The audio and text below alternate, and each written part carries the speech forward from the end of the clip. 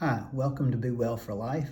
I'm Dr. Lanier, and I hope that this little video can offer you some encouragement to be well for life and be healthy for a long time to come. Let me ask you a question that I think is probably the most important question that I could ask you today. I'm assuming that by the law of averages, the top 5% need very little by way of encouragement. They can read about it, be told to do it, and they do it. The other 95% of us need more. Let me ask you a question. Here it is. If you were guaranteed to be 100% successful at changing one lifestyle practice in your life today, what do you think life would be like 4 months from now, 8 months from now, or a year from now? And to follow that up, what do you think your life would be like if you didn't change anything in 4 months from now or a year from now? Well, I do think that's one of the most important questions that we can ask ourselves. Think about that for just a minute. Most of us, I dare say 9.5 out of 10 of us, are well aware of parts of our life that need to change.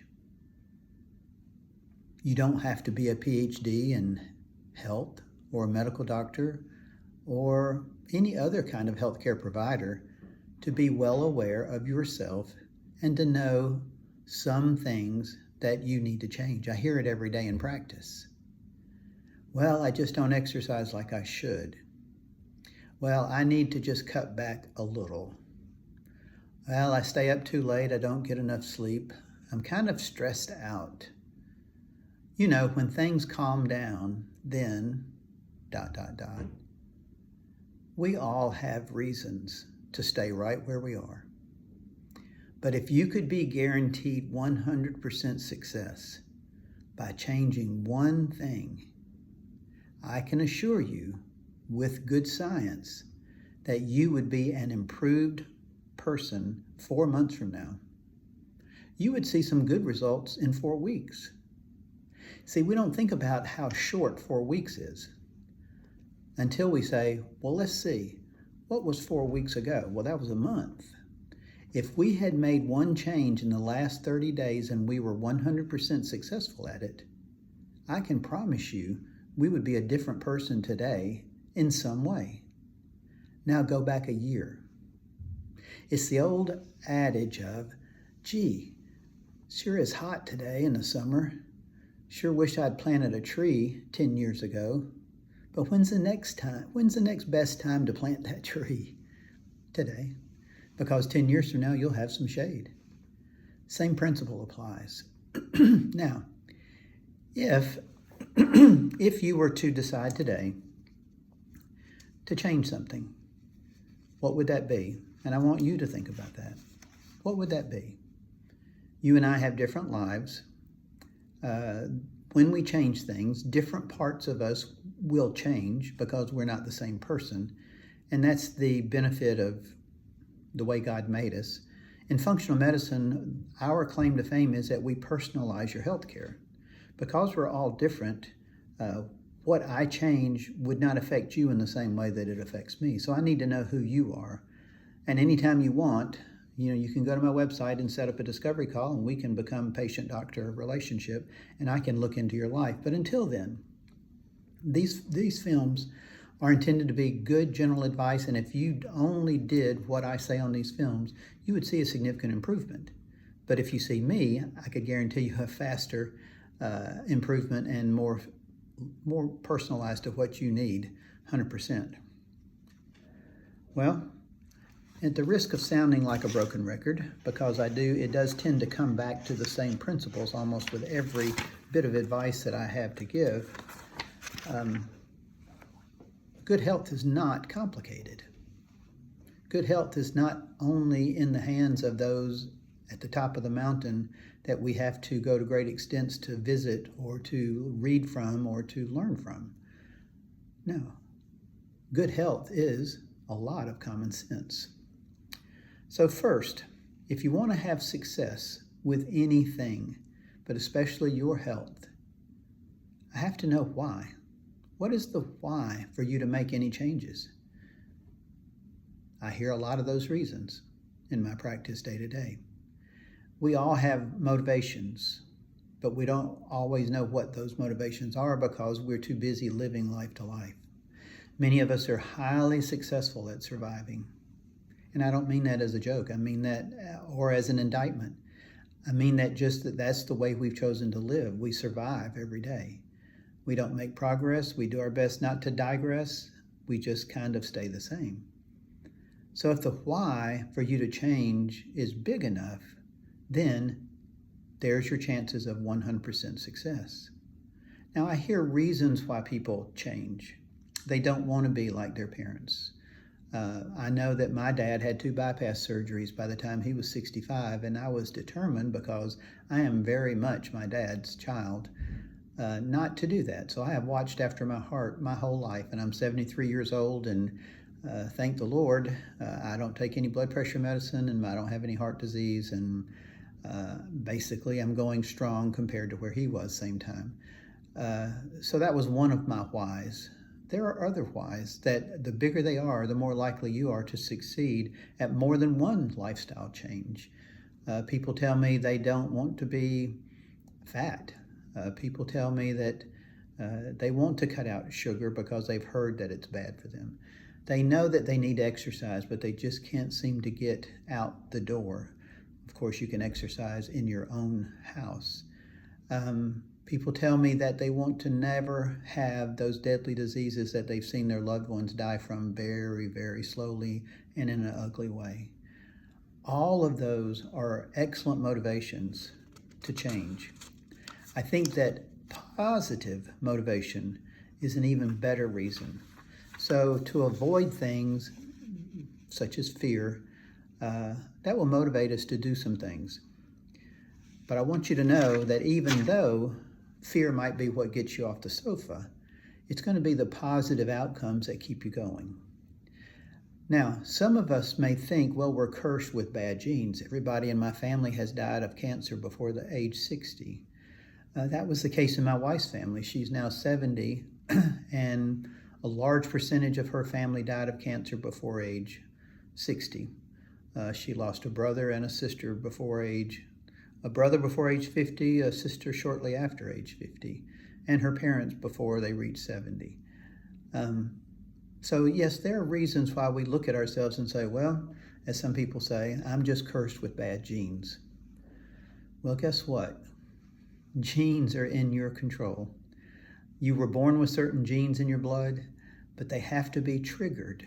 They have to be triggered by things. Now, what are things that trigger bad genes? Well, sometimes we can catch a disease and that triggers our immune system, which causes our cancer cells to be able to develop. But most of the triggers are around us and in us.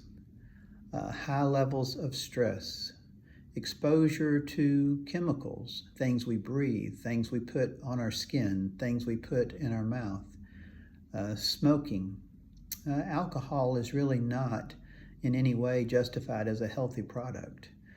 A little bit of alcohol, and I mean a little bit of alcohol, is relaxing and is not indicted, but the first thing we cut out in functional medicine when we're trying to get up off the floor is cigarettes, alcohol, sugar, processed foods. All of those things can lead to your death. I'm not a prohibitionist, but it's because I want to make that clear. However, those are the things that are toxic to our bodies. Alcohol is toxic to your liver. If you have a healthy liver, if you don't take in very much, your liver can probably stand it, unless you have multiple toxicities going into your system. If you work at a plant where they paint, where they have chemicals in the air, where you are poisoned every day, and up to a certain level your body is able to handle that, well, you probably don't need to choose to add any other toxins to your life. So anyway, without getting too far astray, your genes are within your control. It's called epigenetics. It's science. I didn't make it up. This doesn't come just from functional medicine. It's been known for 20 plus years. Epigenetics means that you can have an effect on your genes. You might have genes that cause cancer, you might have genes that cause dementia, but those genes have to be activated. It has been proven that a healthy lifestyle does contribute to epigenetics in a good way. So, no, you're not cursed to have certain diseases by the time you're a certain age, because you're in control of those genes that others in your family might have had. Did you know that changes in lifestyle always have positive results? Lifestyle changes have proven to reduce certain deadly diseases by large numbers, cardiovascular disease by 80%, cancer by 66%, all other arthritides by as much as 55 to 60%, and then chronic diseases that are contagious. Healthy lifestyle contributes to immunity in large percentages. So, again, not sounding like a broken record, but your lifestyle, I've been using that word a lot and I'll define it here.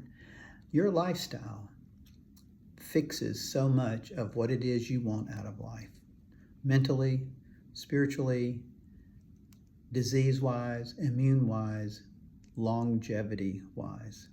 So, without further ado, what are lifestyle changes? Well, lifestyle changes, as summarized by those who are in lifestyle medicine, which is now officially a discipline within medical schools, are changes in physical activity, sleep, nutrition, rest, mental health, because positive psychology has contributed greatly to longevity. Those are lifestyle changes. Those are lifestyle, what you do every day, and you don't even choose. Many of things we do every day, like I said earlier in this little film, are determined by our choices to survive, to move on to the next day, to wake up and plan something else. That's what lifestyle is. And that is, simply put, the way to be healthy and live a long time. Things such as a Mediterranean diet. I have mentioned before in these films that the blue zones made a huge impression on me, that people who live, quotation marks, live, in places where it's common to be 90 to 100 years old, follow these principles. Kind of no surprise, but eye-opening. Be sure to watch the Blue Zone documentary. So, in conclusion, I'm making a point that we should all be absolutely amazed that our body has enough in it to heal itself every time. When we are sick, our bodies have the ability to get us well every time.